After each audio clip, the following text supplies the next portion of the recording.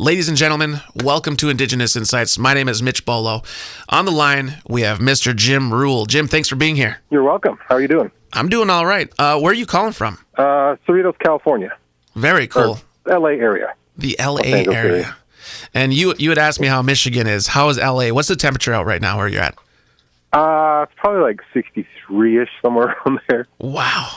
That's crazy. Yeah. That's so T-shirt and shorts. It's rough out here for us. What's that? So I bundled up. Oh, did you lose signal? Oh, no, I got you. I couldn't believe what you're bundled up at 63. I'm pretty sure that's T-shirt and shorts weather. Yeah, it should be. It's amazing how your body adapts to the local climate. But that sounds nice. Yeah, that's like chilly out here. It's like ooh. Man, that is different. That is different because it's crisp. It's crisp out here.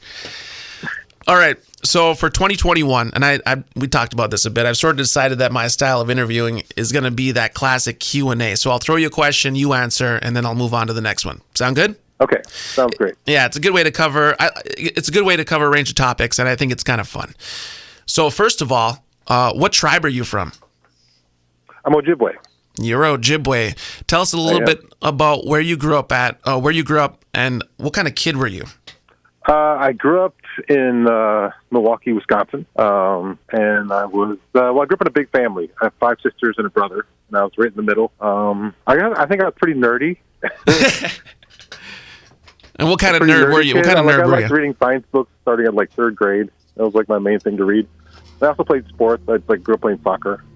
Okay, sports. That's not that nerdy. What about video games? Yeah. You play video games growing up at all? Some. I mean, it wasn't a big thing, but. What about comic books? Yeah. I mean, what kind of nerd were you? We're trying to get that brand of nerd. I was kind of the more pure science and technology one.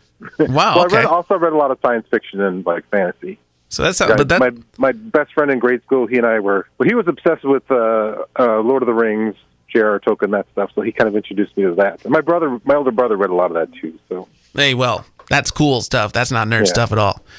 And then I got into stand-up comedy, probably around or just comedy in general, like 4th grade, maybe somewhere around there. Started listening to radio comedy shows, and I started collecting comedy albums probably in 6th grade. What kind of albums? Like, what albums were you collecting in 6th grade? George Carlin, Bill Cosby, awkward. Anyways, Robin Williams, and then some other guys people don't know as much, like Emo Phillips, Bobcat Goldthwait. And I was just like taping stuff off the radio because they had like a lot of radio comedy shows. So I make my own little like comedy mixtapes. So for some of the younger crowd out there, how are you taking this media in? Were you popping in VCR tapes? Were you listening to audio tapes or cassette tapes? How are you taking this in? Cassette tapes. Cassette tapes. Okay. I would buy cassette tapes. Yeah.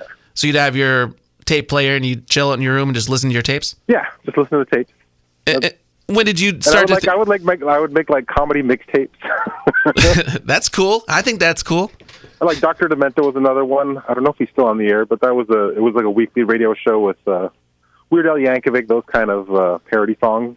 He goes way back, if you don't know. So that was really into that. And then like Monty Python movies and Mel Brooks and some of the other ones that are out there, like Blues Brothers. I watched those like a million times, all that. So when did you start to kind of get yourself in there and think that I could be a part of this game? Probably by 5th I think by 6th grade, I knew it was my dream job, if not dream career, if not earlier. That's cool. That's cool to find that path that early. I didn't find it, but I knew it was something I wanted to do. Oh, okay. I didn't really know it was a viable career or anything like that. I just knew I loved comedy and thought it'd be cool to try someday. So what would the people around you say at that time? Would they think that, well, you're a kid that definitely looks like that, you could do that? Or would it be something that people wouldn't believe, Jim's not going to be something like that?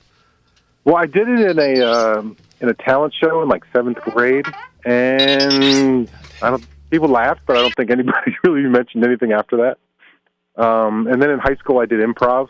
Improv? Where'd you do improv at? That was a lot of fun. Like improv, we had like this comedy sports is really big in Milwaukee, so I started a comedy sports team at my high school my senior year, and we did that. That was pretty awesome. My friends were much better than me, but... Do you say comedy sports? Yeah. I don't know if you've heard of that. I did not. Comedy sports. Yeah, so it's like they constructed Improv. Like you've seen Whose Line Is It Anyway? Yeah, or something like that. Yeah. So they would basically have two teams of 4, and they would have games, and they would kind of like the audience would kind of vote on who was better for that segment, and they would get points. That sounds awesome. They even awesome. had like a referee and stuff like that. That sounds like a lot of fun. Oh, it is. Yeah, for sure. Oh man, that sounds. I want to kind of dig in. So, all right. Well, I guess we'll see. I'm getting off these questions already. I'm not good at sticking to a format, apparently. Don't worry about it. So let's see here. I guess we.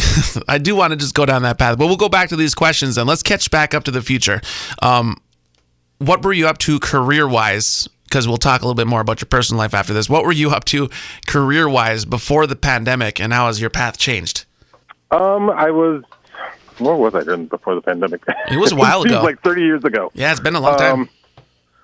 I was still doing stand-up comedy, and I started a video production company with another native filmmaker, and so we've been doing like corporate videos and things like that for different native organizations and tribes. And we're looking to do documentaries and now maybe like TV shows. So we've been trying to put together development deals for that kind of thing, which is, that's why I moved out to California. I love stand-up, but I think there's more I want to do than just stand-up. So that's why I ended up moving out here. So. Okay. And then I also was working for a Native American nonprofit organization out here. All right. So then the COVID has hit. How has that thrown a wrench into all the plans? Well, all of my comedy gigs got canceled, and then video production basically screeched to a halt because you tend to have to do that in person as well. Yeah. So things started to sort of happen, but given that the pandemic's kind of worse than ever at this point, things are very slowed down. I was working this whole time at that. I mentioned a Native American nonprofit organization. It's called the Southern California Indian Center. It's been around for like 50 years. And they have a food bank. So they had a little extra funds for me. They brought me back on to help with some video projects. Then the pandemic hit, and things stopped with there. But they had some funding to keep me on board to help with the food bank. So I had been doing that for a lot of the pandemic, just giving out food to Native families and non-Native families here in Southern California. That's very cool. Yeah, keep me busy with that. So then, and then I've been playing a lot of disc golf, which is kind of my latest obsession in life, and it's been a lot of fun. So when it comes to the career, you're kind of waiting for things to get back to normal-ish? Yeah, essentially. I'm kind of surprised. I've had a number of friends reach out to me to put together like TV shows and things. So I'm right now just doing some writing, trying to come up with some different pitches. I have a few different sitcoms I'd like to try to get some pilots made when things, thaw out. That's really cool. And then a friend of mine, I helped her film. She'd written like a 30-minute piece, a historical piece, and we filmed it over Zoom. So we had the actors stand in front of their phone, and she even sent out costuming and everything to everybody. Wow! And so now I'm trying to edit that together. That's really cool. Yeah, it was really difficult, but we'll see. I'll tell you what, even for 2021, I'm doing more interviews with more people such as yourself out there doing things. And my mind is blown with how busy you all stay. You guys have a lot of stuff going on a lot of the time, it seems like. You also mentioned, did you say that you're doing comedy shows on Zoom? Yeah, I've done a handful, not a lot. It's been hard. It's just been kind of a tough situation to stay motivated, I would say. Yeah. I think everyone's going through that. Yeah. But yeah, a few of my friends run regular comedy shows, so I've been invited to do a few things, and there's been some really cool native projects that have been out there, and so I've been able to do that. And I even did a college show, which was kind of interesting. That went surprisingly well. I was kind of amazed. And even just doing it Zoom over, staring at your computer, as long as I have a few people on the line that can hear whether they're laughing or not to a joke, it gives me a sense of an audience, and that's generally enough to do it. Have you had to make? Is it been a big adjustment for that, or? Oh yeah, huge. Yeah, it's so different than being there physically with them and getting that feedback from an entire audience. And I mean, that's the best part about stand-up is performing live in front of the audience. Yeah, that's got to be fun. It's a huge rush. I mean, it's got to be fun, but I do like to hide in my studio here where there's nobody to look at me. So there's that as well. It took me a long time to get over stage fright. I had that pretty bad when I first started. And I do have a question about some of your stage experiences too. But something I did want to ask you about. You had told me that you had actually lost your father to COVID the day before Thanksgiving. And I guess it's not really a question. How would I even say it? I kind of want to know just your opinion on how things are going. The lockdown, social distancing, masks, and anti-maskers that are, getting all, crazy about all this. What's your opinion on life right now? Well, it's pretty infuriating that, our community we value our elders, and I feel like America as a society is a large number of it has decided that they don't. And I think that really comes across at the federal level of the U.S. that they didn't provide funding for people in the form of like universal basic income so that people could stay home and we could protect our elders. Instead, they just wanted to deny it. Yep. So I think that's been a clear decision of that. I honestly, I think there's been a genocide against our elders, is what it is. And I don't know what else to call it, and it's pretty horrific. Yeah, there's things that have been bouncing around here. How I thought it was kind of suspicious how quick the vaccine got to Native elders that quick when nothing comes that quick here, it seems like. Yeah, that's shocking. Yeah, I didn't know that. That's... From what I understand, that we got the vaccine sent to Native elders. We're one of the top priority people, which, it sounds good, but how come? I always wondered, why didn't that ever happen before, and how is that happening right now? But I guess I wanted to ask your opinion because I can't believe, even just today I was in the grocery store and there's people walking around kind of with smirks on their face, not wearing a mask, with smirks on their face at people that are wearing masks. So I don't know, it's just a crazy time. And you have a certain outlook on it. Yeah, it's a situation where you can't even hardly argue with them because they're just not going to. They're not going to take anything you say, and they'll probably just dig in harder when you do that. Yeah. So it's really a difficult situation, and I think there are folks out there that wanted that and have put in a lot of effort to get us to where we are in this mess. So what about the craziness in D.C.? Do you have any opinions on that? I think it's pretty horrifying. As a Native person, it's like, oh, that's interesting. It's like I think there's some sentiments out there that are pretty amazing. Like one of them being, well, this is not the America I know. I'm like, as a Native person, I'm like, it kind of is. Yeah. It's like this country was founded on slavery and genocide, and people say, well, that was then, but at what point can you point to in the timeline of the history of the U.S. and say, well, here's where we put an end to that? Yes, it doesn't exist. Yeah, I think it just. No, go ahead. Back then, we were labeled the terrorists. Now we have different people that are labeled terrorists, and there's already people. There's newscasters on Fox. There's prominent politicians trying to claim that there were leftists that were responsible for the violence yesterday. That's insane. It's not just insane; it's insidious. Yeah, it's pretty crazy. I pretty much hid in the studio all day yesterday. A lot of work, but I caught the news flashes, and to me, it looked like it was from a post-apocalyptic movie. It looked like a collapse before the movie got going when the zombies came in with Will Smith and all that. Yeah, it definitely sounds like that the mob was in control and they could have done what they wanted. There was a good period of time where that was the case. It sounds like the police were overwhelmed, and if that had been their full intent to do harm to Congress, they could have. I seen something where it said that the police had opened the gates to let people in. I saw that. My understanding is that was in fact members of the mob, the folks that actually did do it, but that the police basically stood aside and walked them up to the Capitol building. I guess I should probably fact check before I say things. No, that was the common conception. I've been following up on media with it all day today. So. Oh, that's good. Trying to get things clarified. Yesterday nothing was clarified, I think, but I think what the aftermath is and what we're seeing now is that last I checked, Pence said he's not going to attempt to invoke the 25th Amendment, and to not even bother trying tells me that this is probably just going to get worse.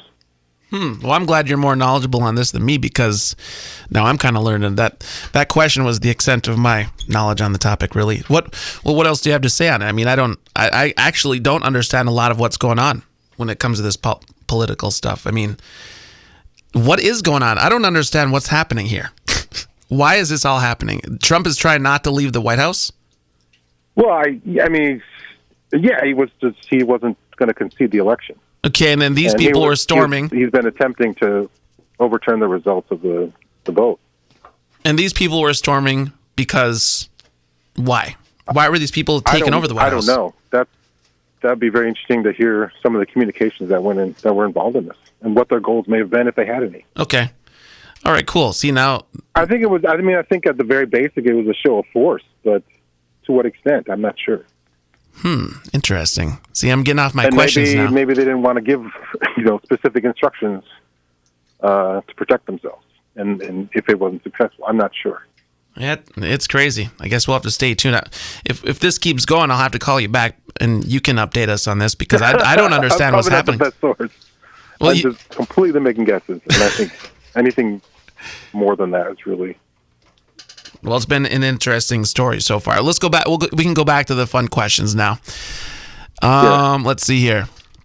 Oh, this is one that I just asked Don Burnstick the other week. What's been your go-to lockdown food? My lockdown food? Yep. Just basically my favorite roster of foods. So I make a lot of chili and spaghetti, and I might have gotten sick of those then after a little bit. So I just learned how to make fried rice the other day. That turned out pretty awesome. Nice. But yeah, basically a steady stream of comfort food. But you do your own cooking, eh? Yeah. I love food, and my mom was like a lunch lady, and she cooked in some restaurants and stuff. So she taught me some stuff, and I don't know. I just love good food. So my concern is, what if somebody else isn't going to make good food? I better learn to make good food. That's why I cook. I mean, I like to eat. Yeah. So what about lockdown TV shows or movies? What have you been watching? Other than the political stuff. Like I just watched, I'm wrapping up the last season of the Vikings. Of course, I watched The Mandalorian. I grew up on Star Wars. I mean, I saw the first one in the theater when I was little.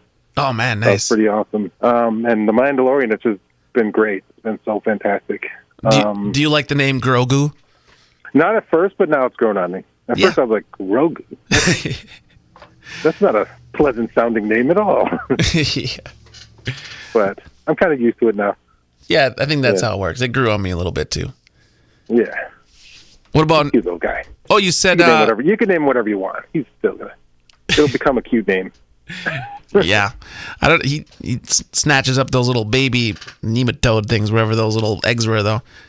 Yeah. I watched Queen's Gambit, the chess series on Netflix. That's right. I heard about that. That's pretty fantastic. I was never really a big chess guy. That game kind of scared me, but my brother loves it, so it was kind of cool. Heard chess sales went up huge after that show came out. Yeah, I guess. Have fun with it. No, this game is hard, man.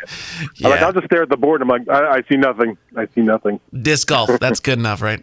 Yeah, disc golf I've been playing that probably 4 times a week during the whole pandemic. Did you pick it up during the pandemic, or had you done it before? I picked it up about 2 years ago, a little over 2 years ago. It was just, I played it a couple times in the 90s. My brother, his friends were playing it, and so I just went and played a few rounds with them. I was like, oh, that's interesting. And then more recently, I was just trying to get, I'm getting the age where I really need to make sure I'm taking care of myself and not getting heart attacks and stuff. So I was just trying to walk, go for like an hour walk in the evening. Yeah. And after a week, that got really boring, and I picked up disc golf. There's a little course at a park nearby, so I was like, oh, let me try this again. And, man, I got hooked. After about a few months, I was just completely hooked on it. And so there's really great community around the sport. It's very welcoming. So I made a lot of friends really quickly that just kind of welcome, hey, come play with us. I was like, oh, okay, hi, I'm new here. So is there like a league or something, or you just play for fun? Yeah, there are like weekly leagues and stuff like that, and I am pretty competitive, so that definitely feeds. I was like, whoa, my competitive spirit's back. That's so cool. Heck yeah. So yeah, I do play in tournaments and stuff like that when I get a chance. Very Although cool. Most of that's been curtailed during the pandemic. Yeah, I guess that's right. But you can still play. I mean, it's a relatively safe game in terms of being very easy to social distance, and it's outdoors. And I guess where you're at, you can do that all year long. That's pretty cool. Yeah. I don't even know what that's like in the rest of the country. Where it's like, let's go practice putting indoors or something. Yeah, I mean, you're gonna have to search the snowbank up here if you throw those. Yeah. Have you played then? It sounds like it. I've never have, but I went to school in Marquette there, and there's always a course, and I had a couple chances, and I wanted to, but I just never made it. Heard it was fun. It is a lot of fun. It's something that's one thing I was like really hoping to do, was to try and encourage the sport in Indian country, I guess, because it's something that people of all ages can play. So I feel like it'd be a good family activity to bring out to Indian country. I don't think there's a lot of that in a lot of places. So as soon as you said that, I just thought it'd be a great place to make a course down at our powwow grounds here in Baraga. We got a nice wooded area. That'd be a great place to make a disc golf course. Well, as soon as this pandemic lets up, let's try to make that happen. Yeah, I have another good friend of mine. I think we're trying to find some more natives that play and just try to work with tribes and try to build a sustainable community activity around it, I guess. So I haven't played myself, but I know this will show other disc golfers how serious you really are. How many of the discs do you own? I lost count a while ago. Yep, you're serious. I would say well over 100. But I'm not positive. That's cool. That's something that's happened in the pandemic. You know, there hasn't been a lot to spend on, and I spend a lot on disc golf discs. But I buy mostly like misprints, so I don't pay premium. Oh man, you even got your own little side gigs with it. So another question here, we're getting kind of close to the end here. When you look back to your performances, which one would you say was your best or most fun? Well, those aren't the same thing. They aren't the same thing, but I guess you could take it either way. I think maybe the most fun might have been the first big show I had with Powwow Comedy Jam. That was like the first time I'd gotten together with a bunch of natives to really do a show, and it was at I forget the name of the casino. It's one of the ones around Albuquerque, and it was like in front of it. It was like in a big conference hall. So it was a packed room full of natives, and they were pumped coming there, like probably 1,500 people. And the crowd was amazing. We all had great sets, and it was just this incredible high. I was like, "Oh my gosh, this is crazy!" And people lined up afterwards to meet us, and it was just like a big high. It was a big celebration of native comedy, and I'd never seen such a thing. So being part of it directly was pretty amazing. So that's your most fun? It was just an incredible experience. And that was a long time ago. More recently, there was on FNX, the First Nations Experience. I don't know if you're familiar with that. It's a native TV station. I think it was affiliated with PBS. I'm not sure if it still is. I'm not gonna lie.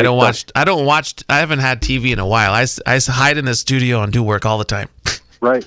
It's been around probably like 7 years or so at this point.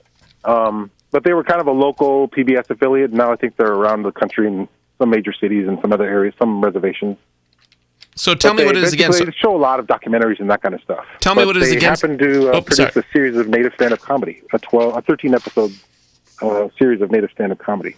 So I performed on the first episode, and I was friends with the producers, and I attended almost every taping. I think I missed one of the tapings, but I just was there just taking it all in. There was so many native comedians on that, and it really was not all of them, but a lot of them, and it was just showed how far it's come, native stand-up comedy. We really are in a renaissance of it. Can you tell me what the title of it is again so I can make a note of it, and I'm going to look into it and bring it to the listeners at some point here? It's First Nations Comedy Experience, and I'm not sure which outlet it's available on now, whether it's Amazon Prime or Netflix. I think Amazon Prime. I wonder if I did. It's on Amazon Prime. It's on Netflix. There, you can use one of those 2 takes. Yeah, I think I did. I'm pretty sure I did hear of this though. No, there was our original special, which was Without Reservations Going Native, and that was just like 6 of us with Charlie Hill. Yeah, I seen that. The more recent one is different. Okay, so the recent one is different. You said? Yeah, it's 13 episodes. Okay, and each episode had like 4 or 5 comedians. Very cool. And would say that's your best when it comes to the question? I would just kind of a very fulfilling experience. A very fulfilling experience, just because. Probably my best set I ever had. There's been a few moments of it, actually, a lot. where I would say, yeah, those are all pretty darn good. I was doing a talent search that NBC was running, looking for just diversity talent. And I did an audition in Chicago. This is before I moved out here. This is like 2004. And that went really well. And so they flew me and 10 other comics from Chicago, and then I guess 10 more from New York. And they had picked 10 comics from the L.A. area. So they brought us all out to L.A., and we did a showcase there in front of all sorts of TV and movie studio people and talent scouts and whatnot. And I had one of the best sets of my life. I just killed it for, I don't know, like 4 minutes. It was a pretty cool experience.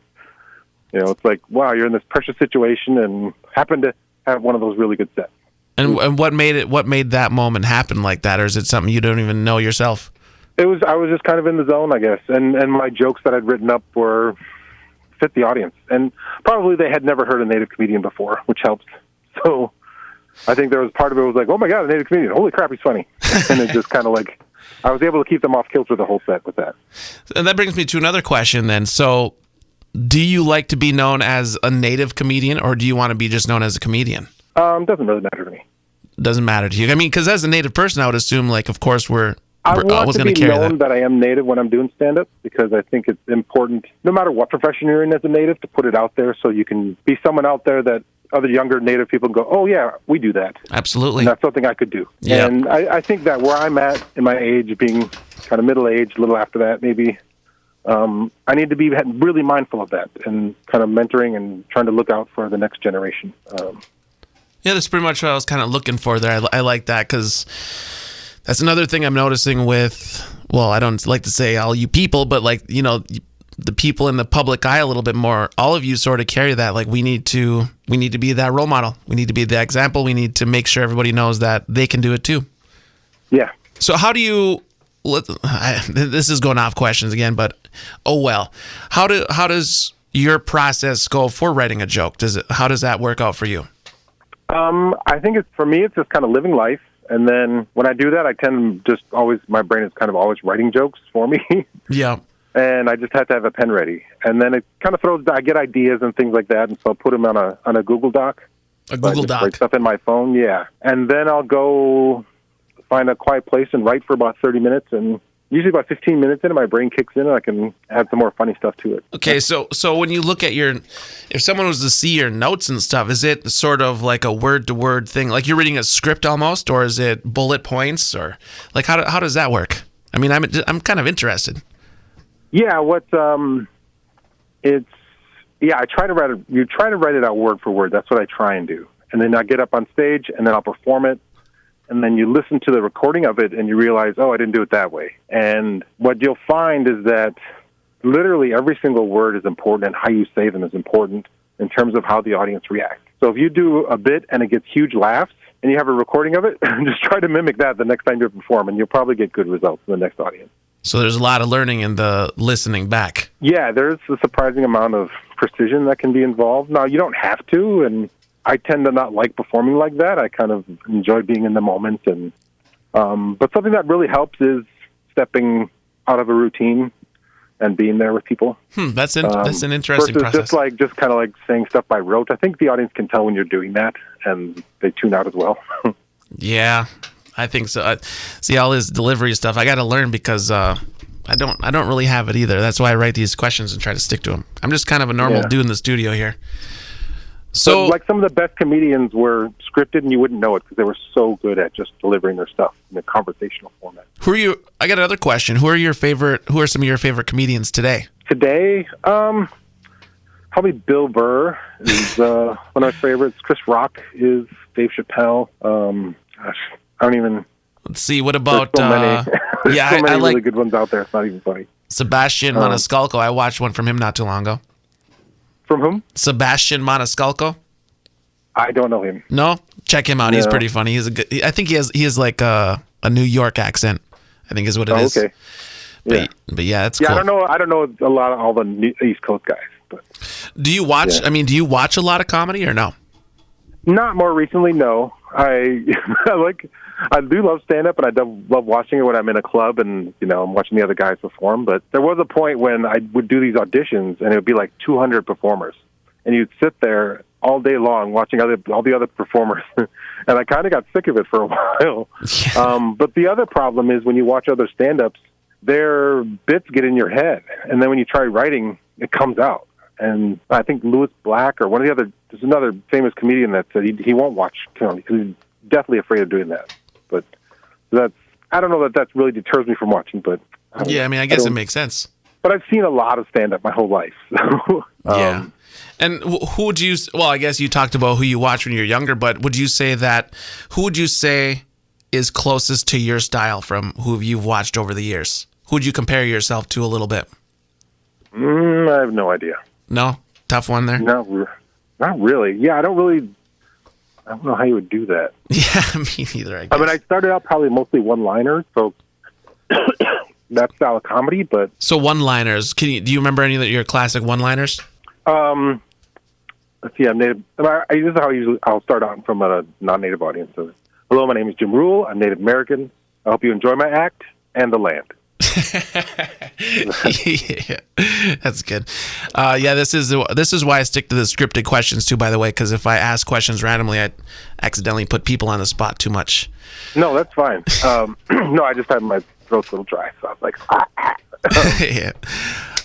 but yeah, that's from being a big fan of Emo Phillips. That's his style, where he kind of tells a really clever joke, but in a way that's kind of a little disguised, and you have to think about it, and they're like, oh, that's the joke. That's funny. Very cool. So I was probably mimicking his style when I was starting out, but I think I've grown more just talking about my life. I've been trying to move in that direction, I think. It's very cool. Especially being a dad and stuff. Oh, yeah, that's right. And how much did that change your comedy, becoming a dad? Well, I think one of the things I decided when I was going to be a dad was that I wasn't going to work the road because I wanted my child to know me. Yeah. And not be, you watch these like the stories on like VH1 of these musicians and stuff, and they're like, oh, the first kid didn't like me because they didn't know me, and unfortunately in my family there's been kind of a history of that. Of my grandfather abandoned my mom before she was even born. She met him only when she got married. Man. And he finally just stopped by and said hello there. Jeez. Yeah. And one of my sister's her ex, he abandoned her and the 4 kids, and it happened to another one of my sisters. So it's just when growing up around that and seeing the effect it has on people. There was just a high priority that when my daughter was born, that I was going to spend the majority of my time at home, and that's when I really was looking into other career paths of doing Hollywood stuff, producing and filming and that kind of stuff. Yeah, and I'm excited to see what you do with all that kind of thing too, and I'll have to keep you updated. We're trying to do something here in this area with a res radio station. We're working on kind of a pilot here, which we'll have to send you something someday. Oh, that'd be great. Yeah, I think there's such a demand for native media and like all formats because there really isn't that much. So yeah, I mean, it's crazy. But it's a lot of work to produce stuff, and it can cost a lot of money or take a lot of time, and a lot of us are just trying to survive. So yeah, absolutely. All right, Jim. So thank you very much for calling in. Do you have any last words for the listeners or fans out there? Not really. Just hope everyone out there is staying as safe as possible, and hope we all get through this well enough. And hopefully I'll see you all come perform to your community someday.